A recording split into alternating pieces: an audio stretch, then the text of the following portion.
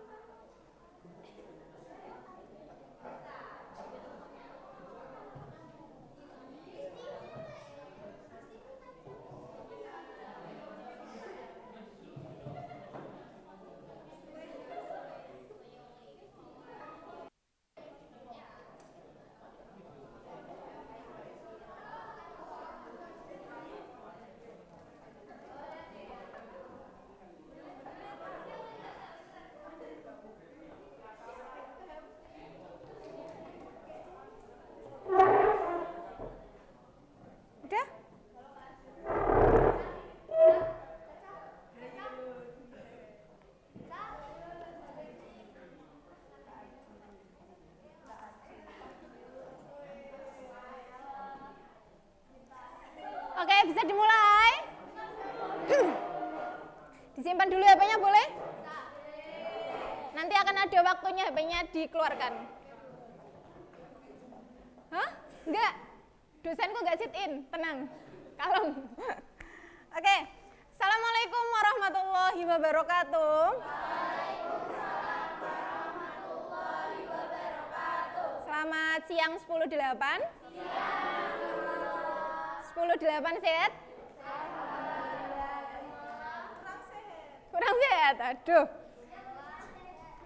Gimana? Alhamdulillah pemalas sehat. Ada kabar baik hari ini?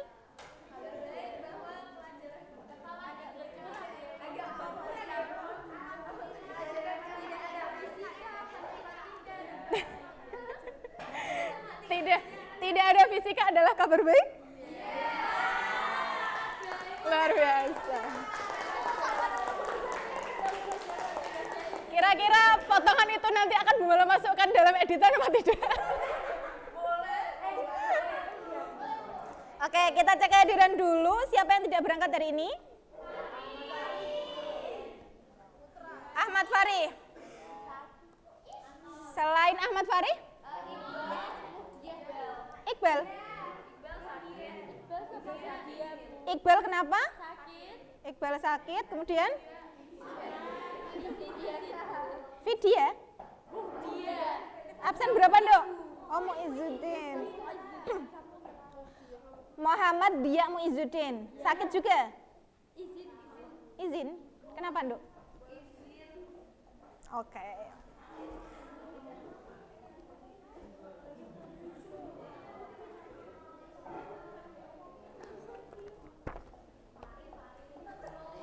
Baik semuanya, bisa dimulai.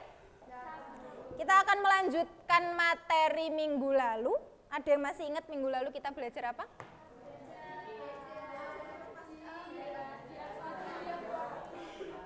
Belajar apa? Manusia dalam ruang dan waktu, benar? Terus apa lagi? Minggu lalu yang terakhir? Diakronik dan?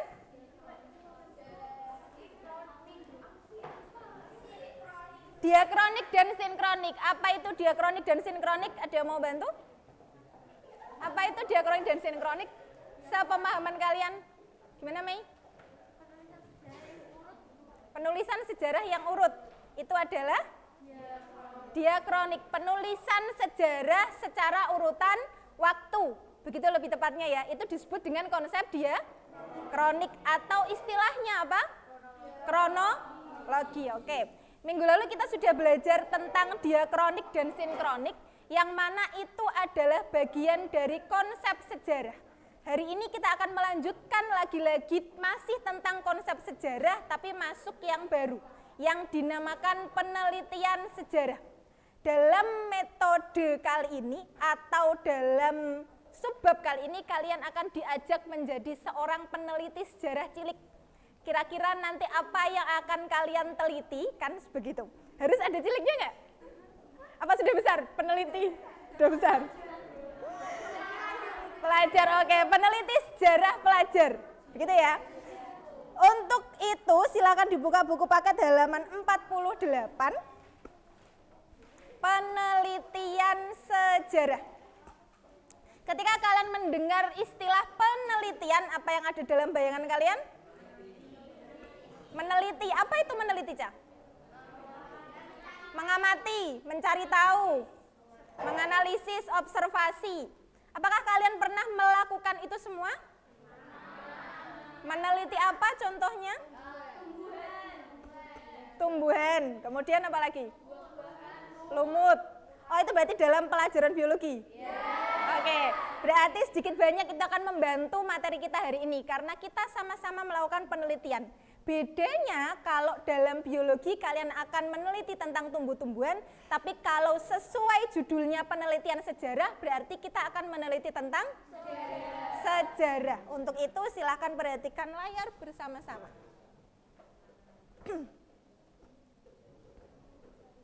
Muncul.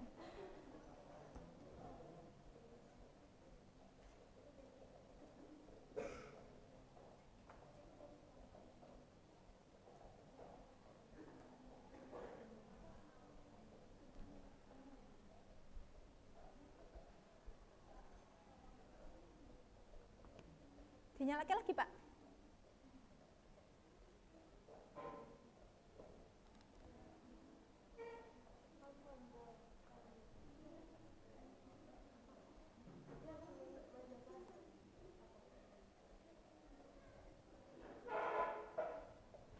Udah hidup kok.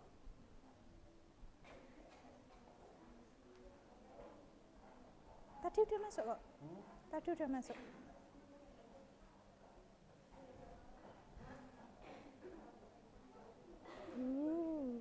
Harus begitu.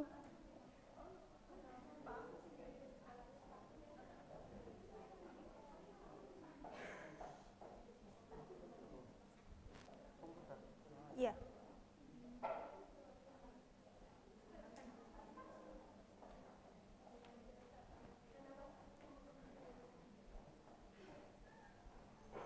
Oke, sebelum itu Bu Mala mau tanya dulu. Beberapa waktu yang lalu kalian mengikuti berita tentang sebuah peristiwa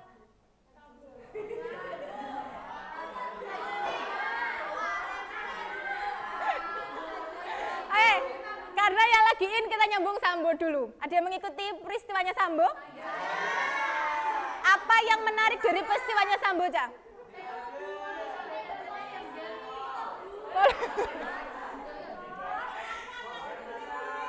Pengakuan yang berbelit-belit. Sambo adalah sebuah peristiwa yang mana untuk membuktikan atau mencari dalang dari kematiannya siapa? Brigadir J. Yang dilakukan oleh kepolisian untuk membuktikan kematiannya Brigadir J, dalangnya siapa, mereka kan harus mencari apa, Ca? Barang bukti. Oke, satu, itu ya. Untuk membuktikan sebuah peristiwa, kita harus mencari barang bukti. Kalau yang ada di layar itu gambar apa? Gambar Arema. Peristiwa di mana? Kanjuruhan. Peristiwa Kanjuruhan adalah sebuah peristiwa naas yang menimpa supporter Arema, kan begitu. Tapi kemudian yang menjadi ramai adalah apa, Ca? Polisi menembakkan gas air mata. Itu juga sedang didalami untuk membuktikan siapa yang salah. Untuk membuktikan siapa yang salah butuh apa? Penelitian. Penelitian itu mencari apa? Barang bukti. Kita punya kunci itu. Barang bukti yang akan kita bahas dalam pertemuan kali ini tidak jauh dari barang bukti. Kalau itu adalah peristiwa-peristiwa terdekat, kita butuh untuk membuktikannya. Kalau dalam sejarah, barang bukti itu disebut sumber sejarah. Bisa dipahami? Contoh, kalau untuk membuktikan peristiwa proklamasi, kita butuh sumber. Kira-kira peristiwa proklamasi sumber sejarahnya apa, Cak? Naskah proklamasi atau teks proklamasi. Kemudian apa lagi? Orang-orangnya. Tapi kalau sekarang kita bisa menemui orang-orangnya tidak? Ya, kita butuh media-media untuk membawa kita ke masa itu. Media itu disebut dengan sumber sejarah. Intinya sumber sejarah itu apa? Suatu hal untuk menemukan peristiwa sejarah, kan begitu ya?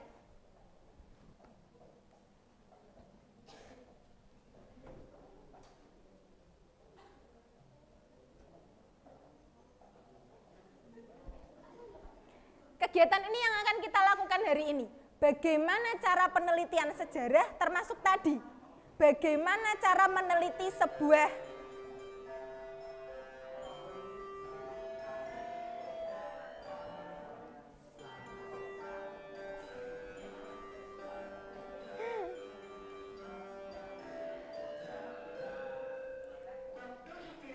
belum ternyata.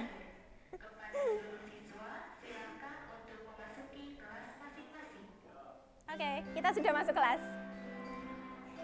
Kegiatan kita hari ini adalah menjawab pertanyaan tadi yang sudah kalian sampaikan, bagaimana membuktikan sebuah peristiwa, yaitu dengan yang pertama melakukan penelitian sejarah. Yang akan kita lakukan adalah mencari tahu bagaimana sih cara melakukan penelitian sejarah.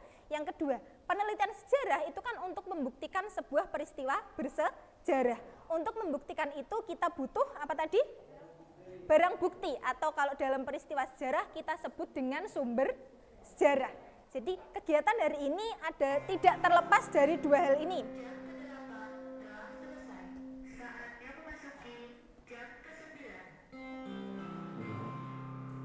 Sebelum Bu Mala sampaikan pemaparan tentang penelitian sejarah, disimak dulu potongan video sedikit, ini enggak lama, sedikit tentang sumber sejarah. Saat mendapati betapa barbar dan tidak higienisnya gaya makan rakyat Majapahit dalam catatan Mahuan, penerjemah yang ikut dalam rombongan Cengho saat Laksamana itu mengunjungi Jawa pada abad ke-15 Masehi. Namun, benarkah orang Jawa kuno hanya mengenal semut, serangga, dan ular bakar seperti kesaksian Mahuan? Bu Mala cut dulu. Dalam cuplikan yang pertama, tadi beliau menyampaikan apa? Bahwa orang Majapahit itu tidak higienis makanannya. Mereka memakan apa? Kalimat itu dicetuskan dalam tulisannya siapa tadi? Ada ya tadi ya, dicetuskan oleh seorang peneliti bernama Mahuan. Mahuan adalah seorang peneliti yang berasal dari Cina. Ya, jadi dia orang luar yang datang ke Indonesia yang saat itu masa Majapahit, kemudian menemukan. Nah, berikut dalam channel ACC itu akan membuktikan apakah benar tulisan Mahuan itu bahwa orang Indonesia itu makannya ulat, cacing, dan seterusnya, apakah benar seperti itu?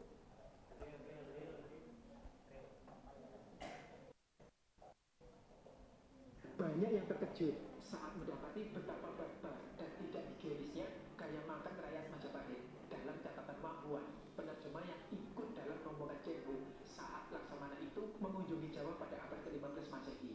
Namun, benarkah orang Jawa kuno hanya mengenal semut, serangga, dan ular bakar seperti kesaksian Mahuan?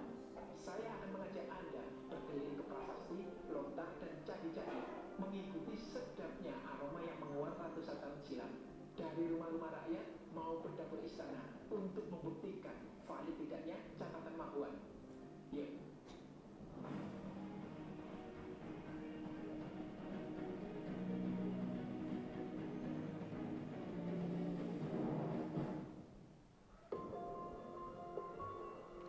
Dalam jurnal pribadinya, Yingya Senlan, Mahuan bercerita bahwa rakyat Majapahit gemar makan semut, serangga, dan ular yang hanya dipanaskan sebentar di atas api. Bagi Mahuan, kuliner Joro itu klop dengan kebiasaan orang Majapahit, makan dengan tangan dan malas keramas. Wajar ya, latar belakang Mahuan yang berasal dari negara, agama, dan budaya berbeda sangat memengaruhi perspektifnya. Orang Jawa kuno tentu punya perspektif dan selera sendiri. Jangankan mereka, masa toh kita makan tempe penyet pakai sumpit? Dan sampai sekarang pun di berbagai tempat di Indonesia, serangga dan ulat yang digoreng masih dikonsumsi sebagai sumber protein yang tinggi. Ayo, siapa yang familiar dengan larun goreng dan belalang goreng? Nah, apa yang biasa bagi kita dan orang Jawa kuno tampaknya tidak langsung di mata Mahuan. Ini juga alasan kenapa berita asing seperti catatan Tiongkok, Arab, Portugis, dan lainnya tidak bisa disebut sumber primer. Mereka hanya disebut sumber sejaman yang meski lebih tinggi dari sumber sekunder namun masih di bawah sumber primer yang ditulis langsung oleh pelaku sejarah atau saksi mata dari orang kita sendiri. Mengapa?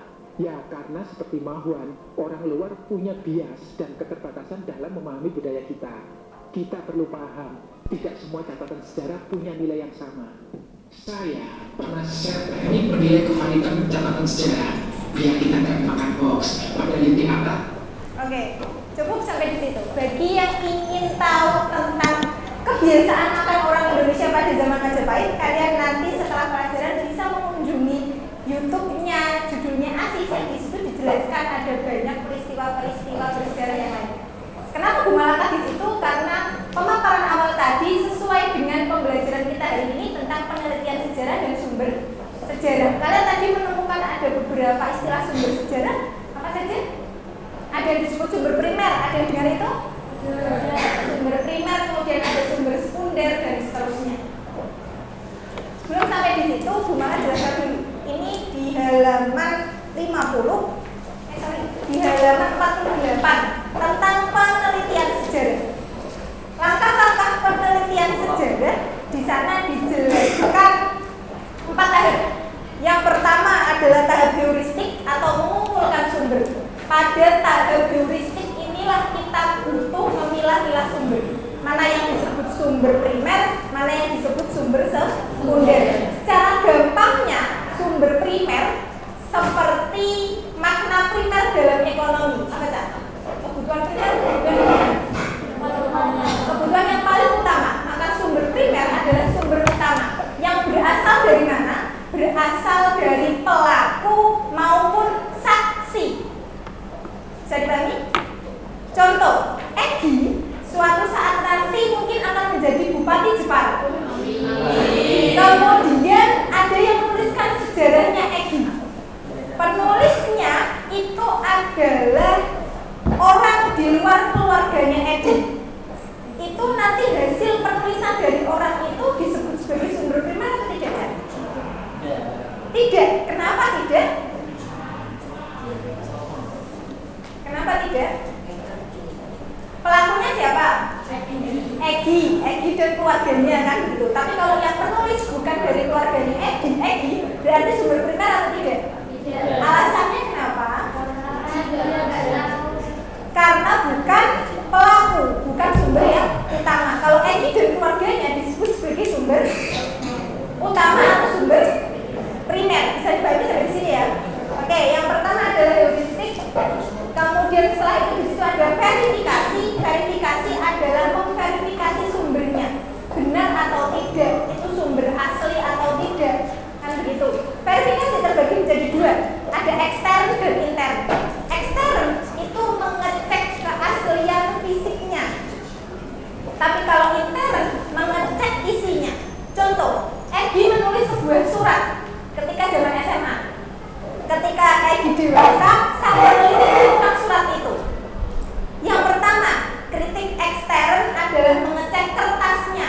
Apakah benar kertas itu ditulis pada tahun 2022? Kita bayangkan penelitian itu terjadi pada tahun 2050. Gitu. Kemudian setelah ekstern, intern atau isinya dilihat.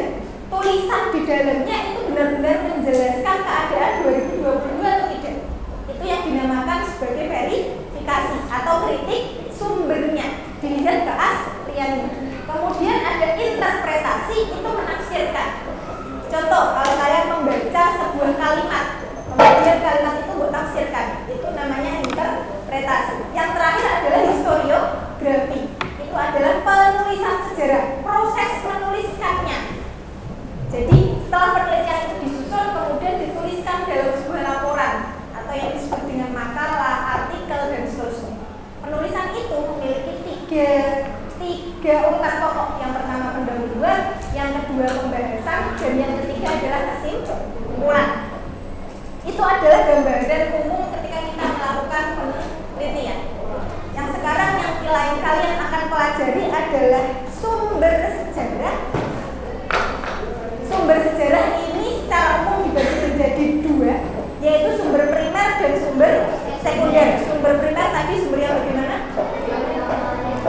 dari orang pertama, dari pelaku maupun saksi yang melihat langsung. Kalau sumber sekunder adalah dari orang dari luar. Bisa jadi orang yang tidak sezaman.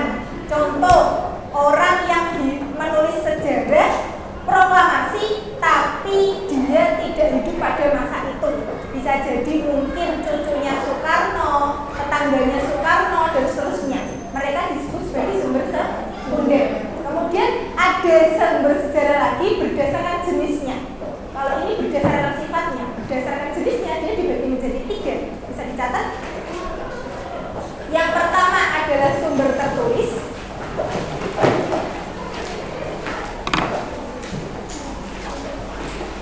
Yang pertama sumber tertulis, yang kedua sumber benda,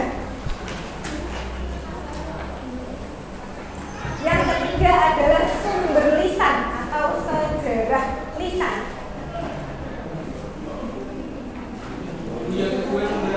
Sumber benda, sumber tertulis, sumber benda, sumber lisan. Sesuai judulnya, sumber tertulis itu adalah segala sumber sejarah yang dia tertulis, contoh surat, laporan, dan seterusnya. Sumber benda adalah segala hal yang menginformasikan tentang peristiwa sejarah, tapi dia bentuknya benda. Contoh apa, Cak? Patung. Patung. Fosil dinosaurus. Fosil dinosaurus apa lagi? Monumen. Borobudur itu apa? Candi. Itu adalah contoh-contoh sumber benda. Yang terakhir adalah sumber lisan. Sumber lisan itu berasal dari orang. Maka tekniknya kita akan melakukan wawancara. Itu kalau menggunakan sumber lisan. Oh iya, tambah satu lagi. Namanya dia sumber visual, audiovisual. Visual itu adalah foto. Kalau audiovisual adalah video. Itu tadi sumber sejarah berdasarkan jenisnya. Kegiatan kita hari ini akan menentukan sumber sejarah. Langkah-langkah kegiatan kita hari ini, yang pertama kalian akan berkelompok sesuai dengan kelompoknya masing-masing. Kemudian kalian akan mengerjakan sesuai dengan LKPD yang Gumala berikan. Bisa minta tolong di belakang.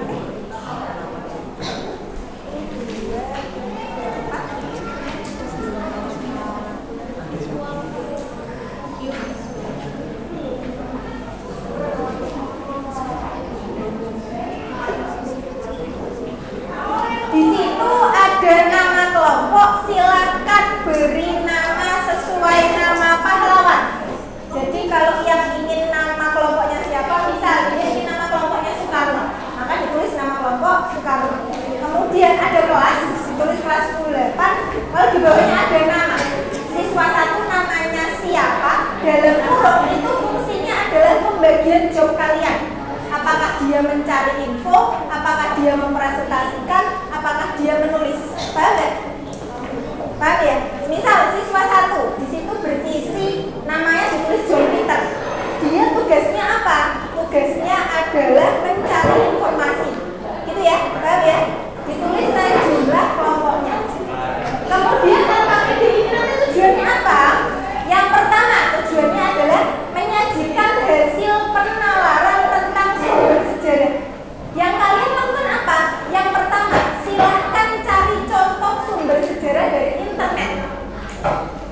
Lalu yang ditulis di sini apa? Sketsanya. Misal kalau kalian mencarinya candi, ya sudah digambar sketsa candi saja. 1, sketsa candi apa, kemudian keterangannya. Misal Candi Borobudur. Candi Borobudur ini disebut sebagai sumber apa? Candi Borobudur sumber apa, Cak? Sumber sejarah benda yang jenisnya adalah primer atau sekunder. Sifatnya, jenisnya dia sumber benda, sifatnya dia sumber primer apa sekunder? Primer, tadi definisi primer adalah dibuat pada masa itu. Tidak harus orang ya. Sumber primer itu tidak harus orang. Benda pun kalau ditulis pada masa itu dia disebut sumber primer. Berarti kalau kita sepakat Borobudur dia adalah sumber primer karena dibuat pada masa itu. Dan kemudian dianalisis kenapa kok dia dibuat, kenapa kok dia sebagai sumber primer. Ya, jadi yang pertama sketsanya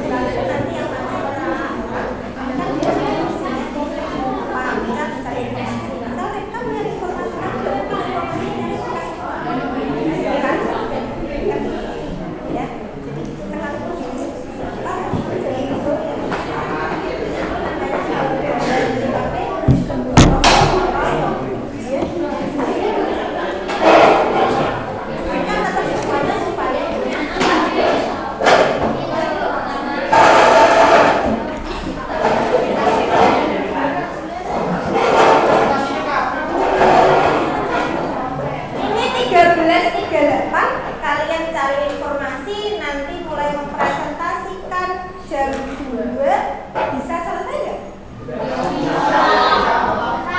Kita punya batas jam 2:05, paling akhir jam 2:10 gitu ya, dapat U3 presentasikan 3, dapat U4 presentasikan 4. Oke? Setuju? Oke.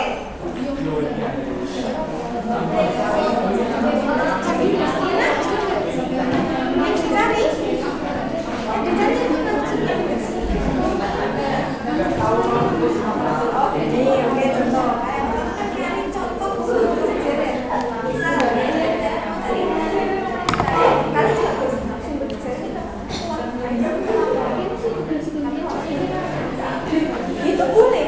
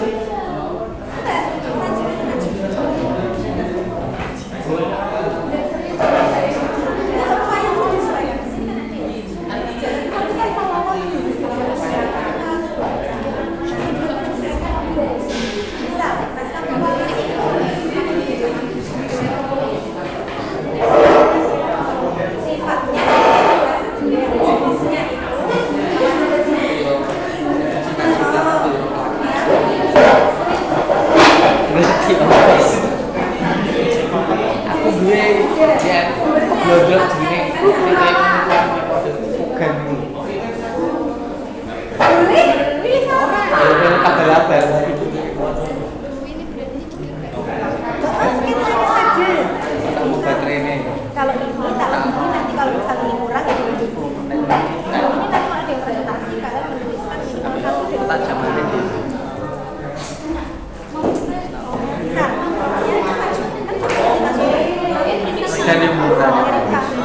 Satu saja. Jadi kalau tetap tahu hasilnya nanti dikoreksi.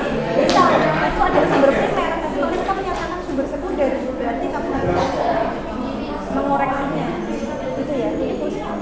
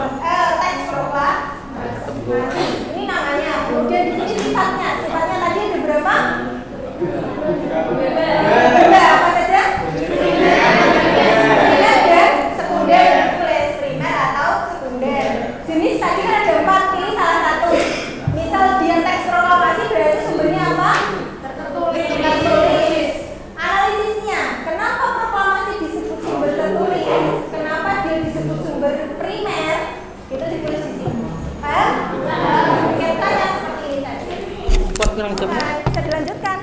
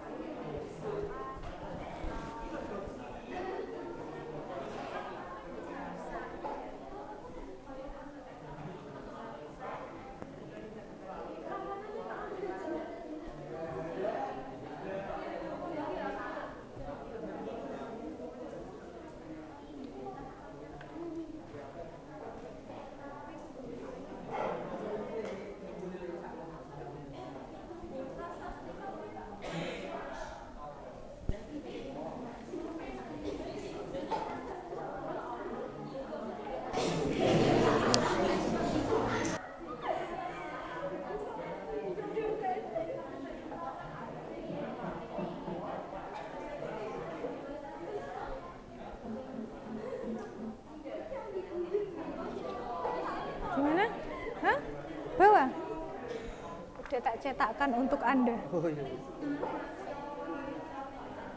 Pak, tapi iku nganu kowe tujuannya aku sik urung. Iya. Ya. Hah? Ndek ora tak sampe ya? Tujuan tak sampe ya. Heeh sih. Loh, pertanyaan informatika kan tadi gambar. Persepsinya.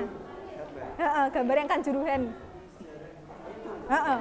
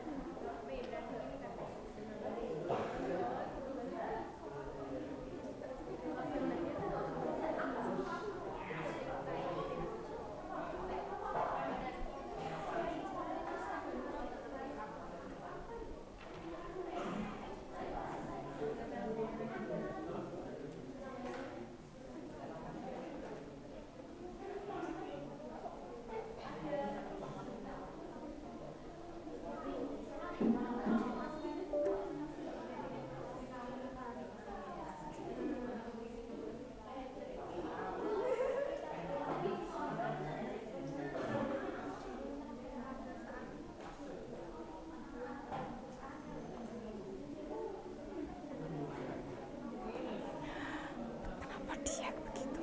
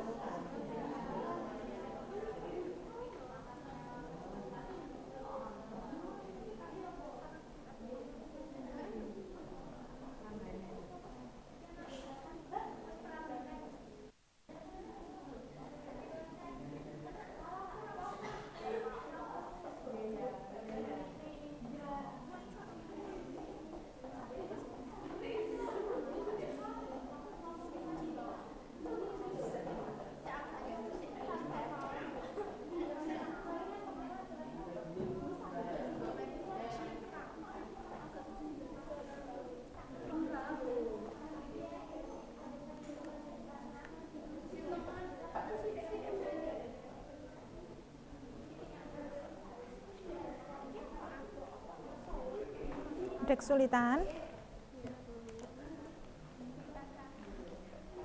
Ada kesulitan? Gambarnya susah kan Jelek-jelekan aja nggak jelek-jelekan. padahal jarangnya ibu kita kabini tapi kan ada yang ngeluarin buku habis gelap terang itu bisa dijadikan Bisa. Tapi itu nanti kan ada alasannya. Dia primer apa sekunder? Kan begitu. itu kan bukunya katanya ya Bu itu kayak kumpulan surat-suratnya Iya. tapi Kartini. dibukukan lagi itu berarti masih primer. Ya gini, definisi primer adalah jika ditulis langsung oleh pelakunya dengan sudut pandang pelakunya. Selama dia itu kalau tidak diganti redaksinya, berarti dia namanya sumber Primer. primer. Paham? Kalau dia udah nanti diganti redaksinya, itu nanti berarti baru dia jadi sumber sekunder. Contoh para penulis berita, jurnalis, kan begitu. Misal Karin meneliti tentang Kartini itu, pakai surat itu, kemudian Karin menulis sebuah buku. Bukunya Karin itu nanti jadi sumber apa? Sekunder, kan? Karena biarpun Karin yang menulis langsung, tapi kan menulis ceritanya Kartini, yang berasal dari sumber primernya surat-suratnya Kartini, gitu ya. Jadi kalau yang nulis bukan orangnya langsung, ditulis oleh orang lain, yang tidak hidup sezaman, tidak ketemu orang itu, disebut sebagai sumber sekunder. Ada kesulitan? Gimana? Belum ketemu? Banyak loh, di internet banyak. Ada sumber tertulis, sumber benda, foto, itu pun juga sumber sejarah sebenarnya. Atau mungkin kalian cari yang peristiwa-peristiwa besar, misal. Dalam proklamasi, apakah sumber sejarahnya hanya teks proklamasi? Tidak kan? Ada video rekamannya Soekarno ketika proklamasi, ada bendera yang dijahit, semuanya sumber sejarah nggak? Iya, kan kamu tinggal pilih. Ada kesulitan? Gimana? Nggak usah bagus-bagusan dok, kecil weh. Iki ora tugas seni, jangan angel. Gambar semua. Yuk, makanya kamu nggak usah gambar terlalu detail. Misal candi udah gambar secara kecil saja, secara penampakan kalau orang lihat oh itu candi, sekalipun jelek. Ya, sekalipun jelek tapi kalau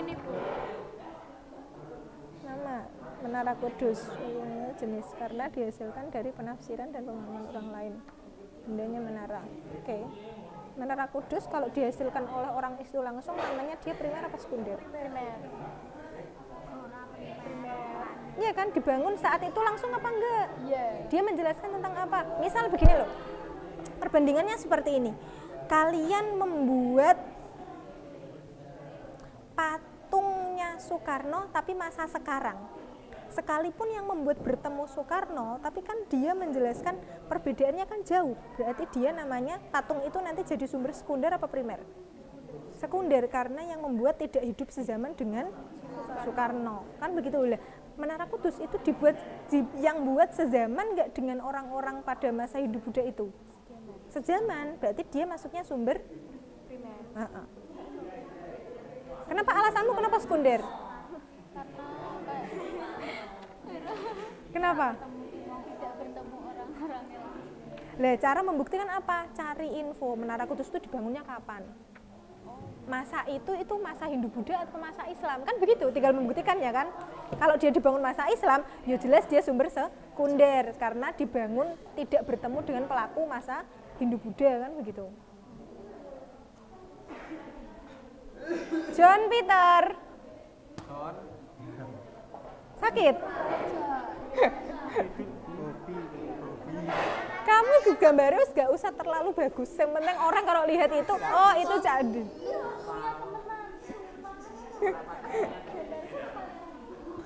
Gambarnya itu satu sih, 5 lebih. Menyesuaikan. Makanya nggak usah bagus-bagus. Yaudah, yang penting gambarnya mbok save. Nanti kalau belum jadi gambarnya mbok save, kirim Bumala.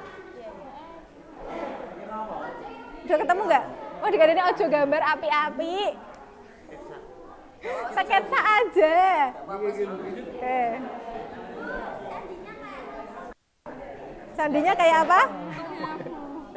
Kayak tumpeng. Gak apa-apa, yang penting orang kalau lihat itu kira-kira tumpeng apa candi? Ini candi Bu, ini candi. Candi, tumpeng kan kalau di bawahnya ada telurnya. Oke, begini ya. Untuk menyingkat waktu, supaya nanti tetap ada yang presentasi, per kelompok yang maju nanti membahas 1 atau 2 yang didapat saja. Begitu ya? Supaya tetap ada kelompok yang presentasi, oke? Sip.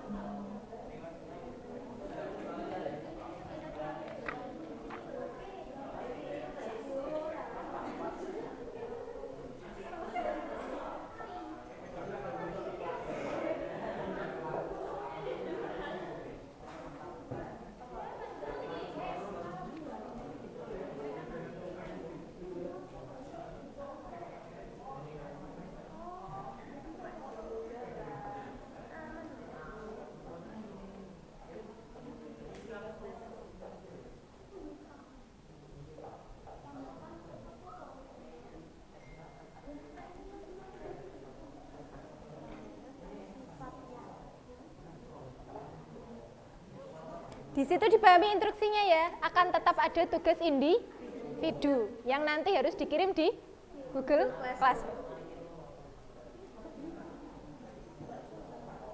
Gambarnya nggak jelas nggak apa-apa ya? Nggak apa-apa. Yang penting orang sekilas kalau lihat, oh itu foto, oh itu candi. Seperti itu. Tetap ngasih gambarnya di situ.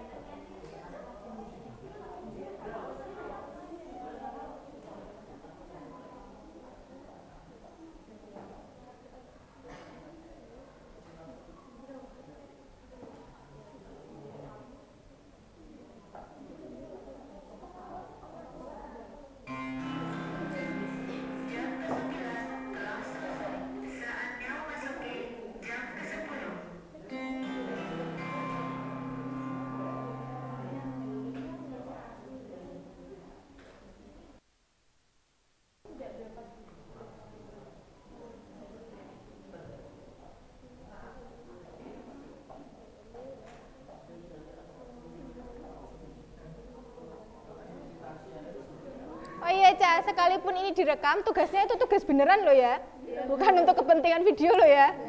Ya.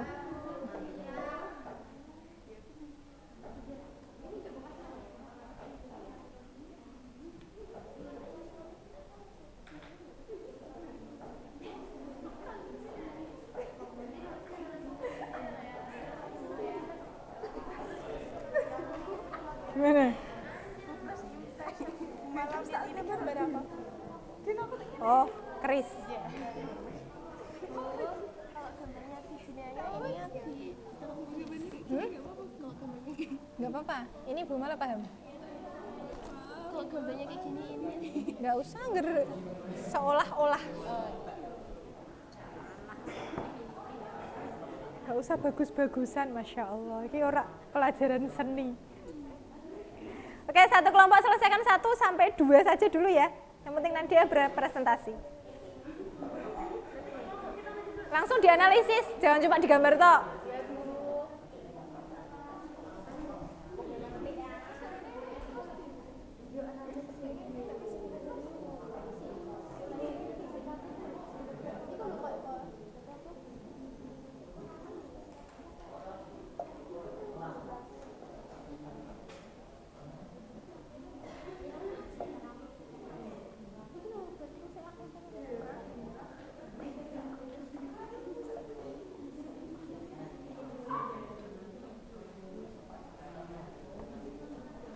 Di situ tidak kelihatan waktunya sudah jalan berapa.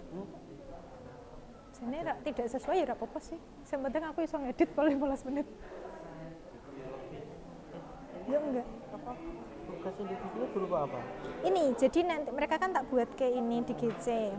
Oh, itu Lah jadi tetap ada di GC mereka GC masing kan nggih. oh, berarti dia tidak ngupload atau apa? Dia ngupload. Ngupload. Kan ini tadi kan mereka mencari apa namanya? Mencari sumber sejarah. Kan misal satu kelompok 5, ya carinya 5. Lah itu nanti masing-masing 1. Kayak gitu, Pak. Jadi nanti per satu anak itu nguploadnya 1 aja. Yang 5 itu tugas kelompok. Enggak sih, cuma gambar aja. Nanti yang keterangan yang tak suruh di komentar pribadi.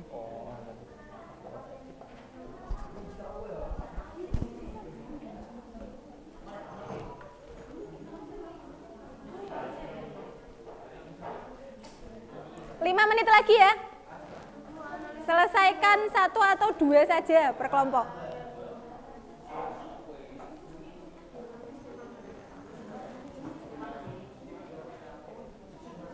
Analisisnya itu gampang. Kenapa kok kamu menyebut itu sumber primer? Kenapa kok kamu menyebut itu sumber tertulis? Kayak gitu.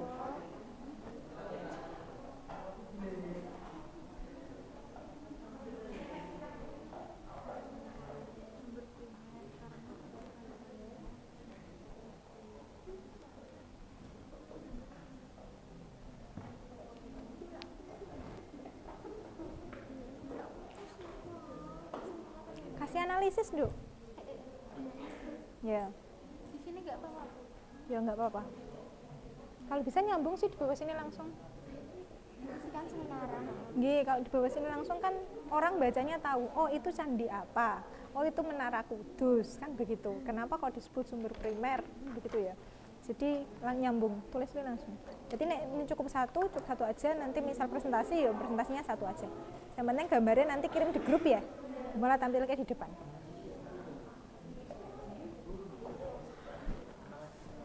Analisisnya gini, kamu kan tadi kan ada sifat, ada jenis, ya kan? Ada sifat, ada jenis. Sifatnya apa, jenisnya apa? Kok itu misal sifatnya sumber sekunder? Analisisnya, kenapa kok dia disebut sumber sekunder? Paham nggak? Karena dia dibuat oleh orang yang tidak sezaman misal. Seperti itu sifatnya apa? Analisisnya yang kayak Bu Mala tadi loh. Misal prasasti itu sumber tertulis. Kenapa kok dia disebut sumber tertulis? Karena dia ada tulisannya, wes gampang kayak gitu. Itu analisis. Alasan di sini aja. Kayak sini weh ben hemat tempat. Dikirim gambar. Gambar yang mbok unggah itu gambar, nanti di komentar pribadi mbok tulis nama bendanya itu apa. Misal teks proklamasi, yo sifatnya apa itu di komentar pribadi. Bu Mala kasih keterangan di situ ya. Udah kan, lalu di komentar pribadi tambahkan keterangan sesuai di LKPD. Seperti itu, gambarnya diupload di sini per anak. Gambarnya per anak kalian. Yo enggak toh, kalian nggak minta cari 5. Yang ini kan tugas individu, itu kan tugas kelompok. Berarti dikirim 2, nanti ini cari sendiri, berarti beda-beda. Yo, ini enggak harus hari ini kok. Satu aja, per anak satu aja. Sekarang boleh, ini boleh. Boleh. Ini nanti hasil pengamatan. Jadi nanti kalau ada teman yang maju, misal kelompoknya Ripka maju, ternyata Ripka di situ menulis candi. Kamu tulis minimal 1 dari sumber yang dia tuliskan. Kelompok Ripka itu nanti kelompok apa? Kan ditulis. Misal kelompok Soekarno. Dia menuliskan candi Gedung Songo. Terus ketika di situ Ripka menulis dia sumber primer, tulis sumber primer. 1 aja, kan dia punya 5. Tulis 1 saja. Jadi itu tuntutannya apa? Kalian harus memperhatikan ketika kelompok lain presentasi. Paham nggak? Astagfirullah. Ini itu fungsinya pengamatan untuk kelompok lain yang presentasi. Misal, nggak usah digambar, kangelan. Misal Candi Prambanan, sumber apa? Kelompoknya Ripka, Candi Prambanan, dia sumber primer, jenisnya benda, tulis apa-apa gitu. Terus analisis. Analisis yang mbok tangkep apa kayak gitu aja. Udah, Glenn, jangan apa ya Glenn? Apa ya? Gimana? Udah selesai tumpengmu? Lembahnya kan banyak kan. Ini kalau kamu kurang tulis di sini. Fungsinya gitu. Kalau ini hasil pengamatan adalah kalau nanti temanmu presentasi, kan dia punya 5 sumber atau 4 sumber. Itu dari per kelompok buat tulis 1. 1 saja. Sebagai laporan kalian telah memperhatikan orang yang presentasi. Oke?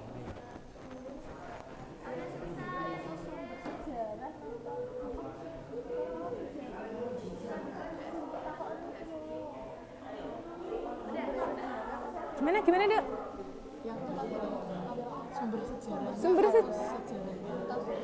Sumber sejarahnya. Sejarah kan peristiwanya. Sumber sejarah yang bisa membuktikan peristiwa itu terjadi. Oke? Terus paham? Yang mau cari adalah sumber sejarah. Kalau kemarin remedi kan kalian cari peristiwa sejarah. Beda ya? Paham ya? Oke. Udah? Udah cukup. Kalian sebagai contoh yang maju presentasi nggak apa-apa ya?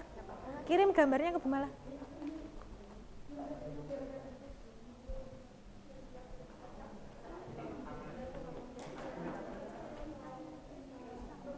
Kirim di kelompok nggak apa-apa, Nduk Mi. Di Jabri Bu Mala nggak apa-apa, di kelompok nggak apa-apa.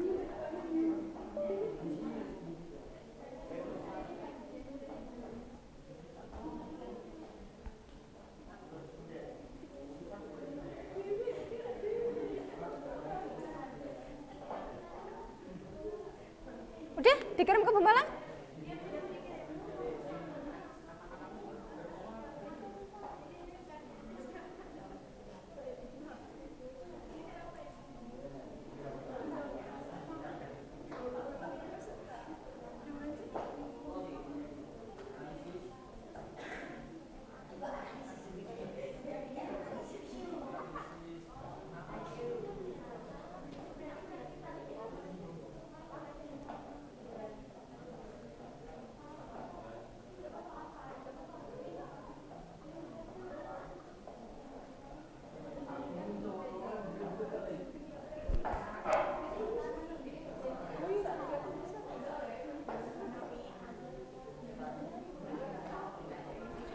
Enggak, besok Bu Agin di tempat kalian itu jam berapa?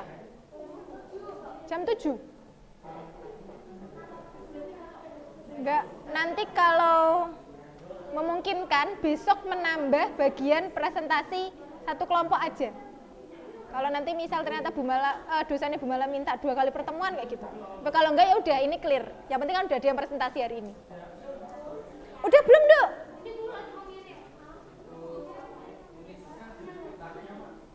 Gimana? Nulisnya kenapa? Ya.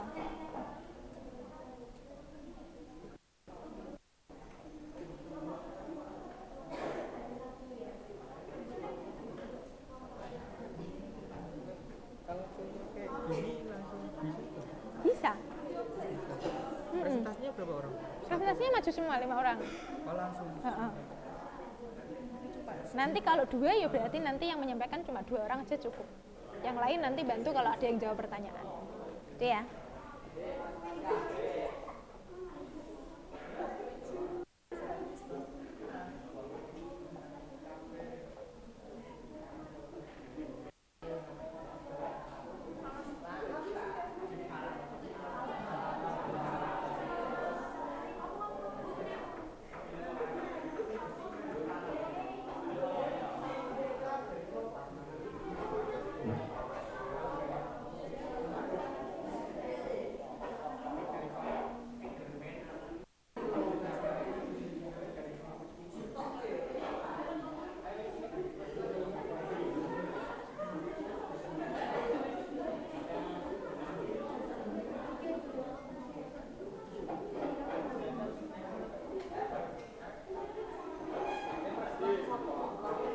Gimana? Siap presentasi? Siap. Kirim Bu Mala ya? Gimana kelompok siapa dulu? Oke gini, kelompoknya Ripka dulu, setelah itu kelompoknya John. Oke? Gambarnya dikirim di Japri ke Bu Mala?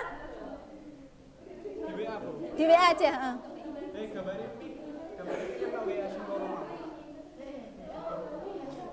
Dong. 2 aja yang disampaikan Bu Mala sampaikan 2 ya. Candi Prambanan sama buku.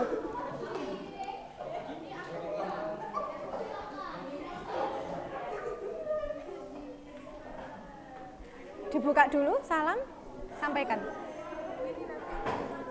Yang buku Raden Ajeng Kartini habis itu Candi Prambanan. Ya. Oke, yang lain bisa didengarkan. Sementara teman kalian presentasi, kalian punya tagihan untuk menuliskan 1 dari sumber sejarah teman-temanmu. Setelah itu nanti beri tanggapan kalau sekiranya tidak paham atau beri pertanyaan juga kalau belum paham. Bisa? Silakan dimulai.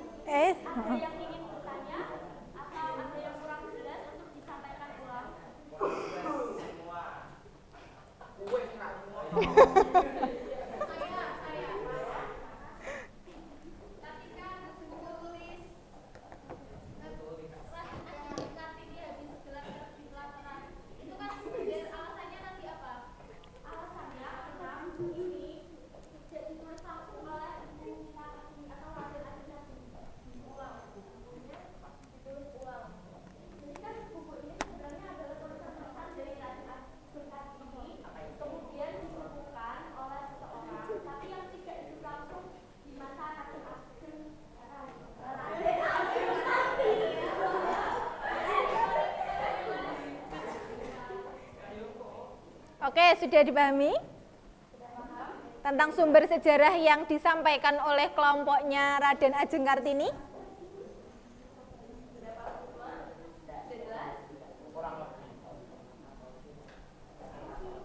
Oke, kalau sudah tidak ada pertanyaan lagi? Tidak ada, ditutup, Dok.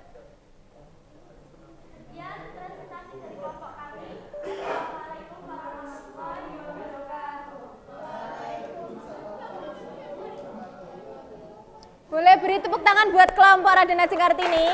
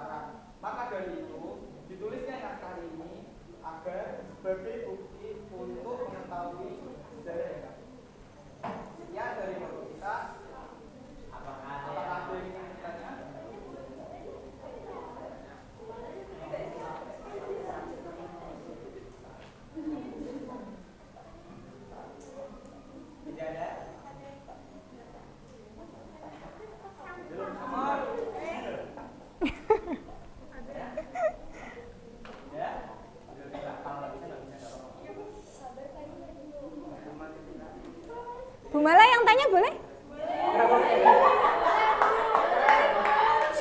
Candi Bajang Ratu itu peninggalan kerajaan apa? Candi Bajang Ratu sendiri adalah peninggalan kerajaan Majapahit. Oke, sip. Yang lain ada yang mau ditanyakan?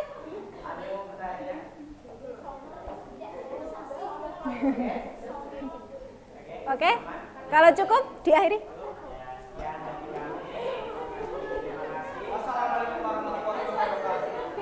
Waalaikumsalam warahmatullahi wabarakatuh. Boleh beri tepuk tangan buat kelompok Jenderal Sudirman.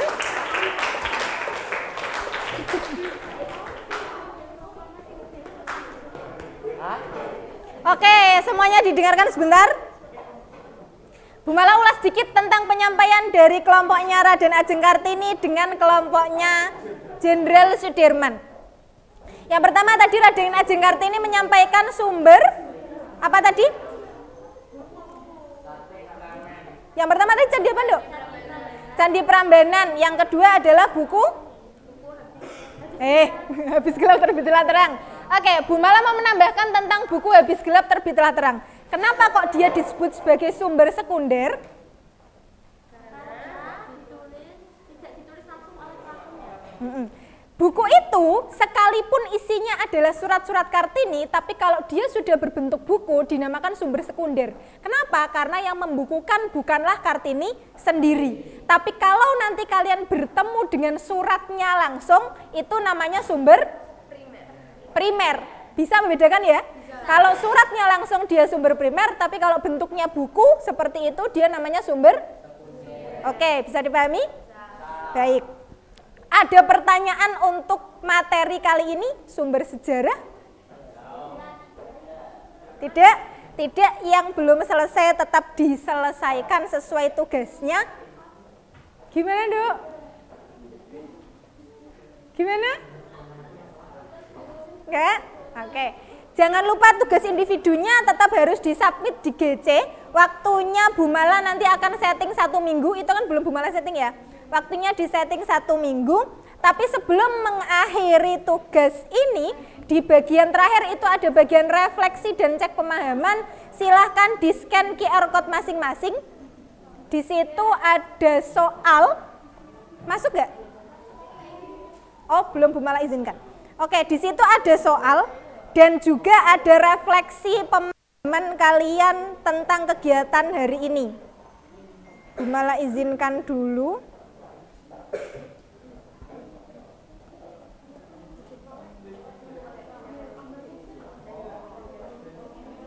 Di situ silahkan dilengkapi per individu sesuai dengan instruksinya. Sebentar. Bu Mala settingkan untuk diizinkan.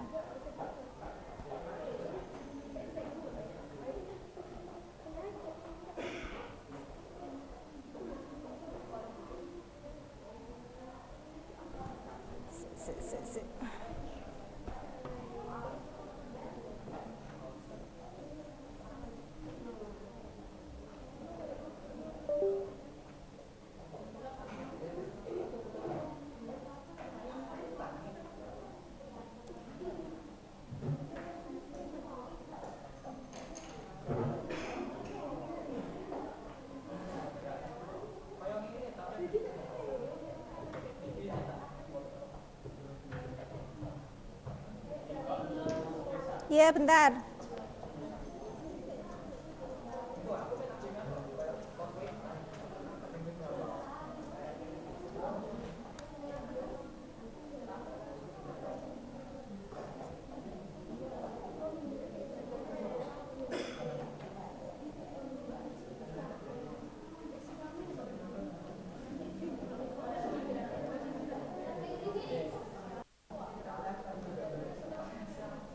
Bisa di-refresh atau di-scan ulang. Sudah Bu Mala buka linknya?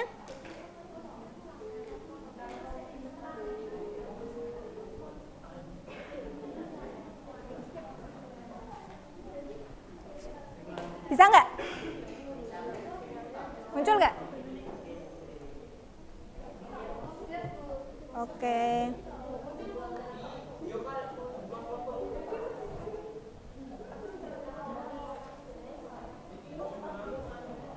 Di situ isinya adalah soal pemahaman per individu dan juga tentang refleksi kegiatan hari ini. Bisa kalian isi setelah pembelajaran kali ini selesai. Oke? Ada pertanyaan? Gimana? Nggak ada batasnya, tapi kalau bisa hari ini. Ya, yang tugas individu jangan lupa tetap dikerjakan, tugas kelompok tetap diselesaikan. Itu nanti kita akan bahas lagi di pertemuan selanjutnya. Oke? Sebelum menutup pelajaran kali ini, Bu Mala ingin bertanya. Ketika kalian mencari info tentang sumber sejarah, ketika kalian melakukan penelitian, kira-kira manfaat untuk dirimu sendiri apa, Cah? Menambah wawasan, apalagi? Menambah wawasan, apalagi? Pengetahuan, terus?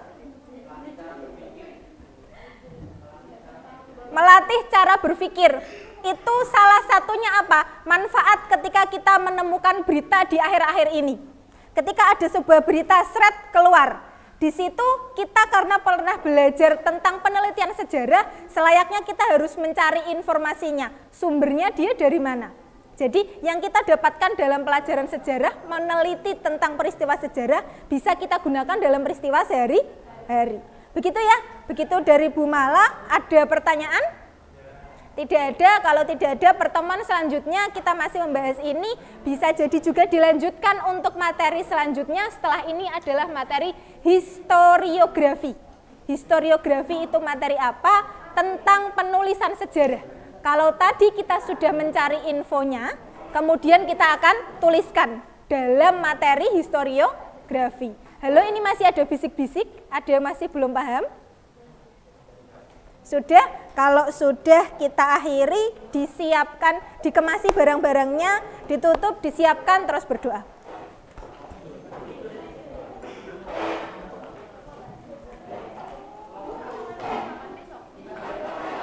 Dibawa pulang.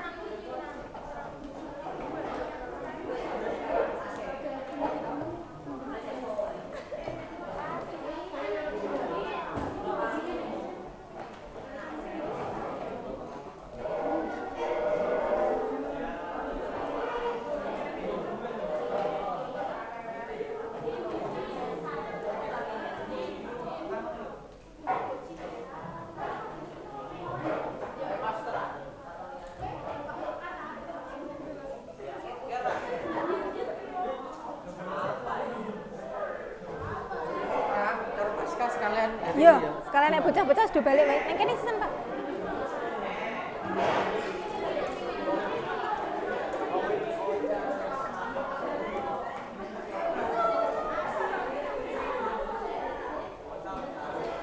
Mana? Heeh, doa.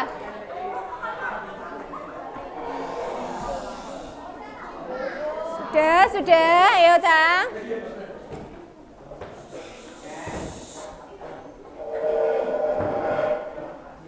Ternyata gasik ya kalian.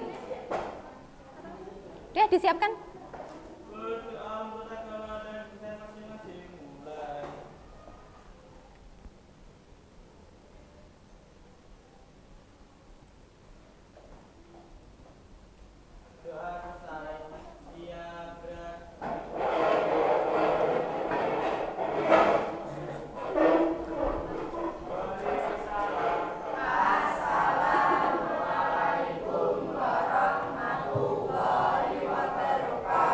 Waalaikumsalam warahmatullahi wabarakatuh. Hati-hati ya pulangnya ya.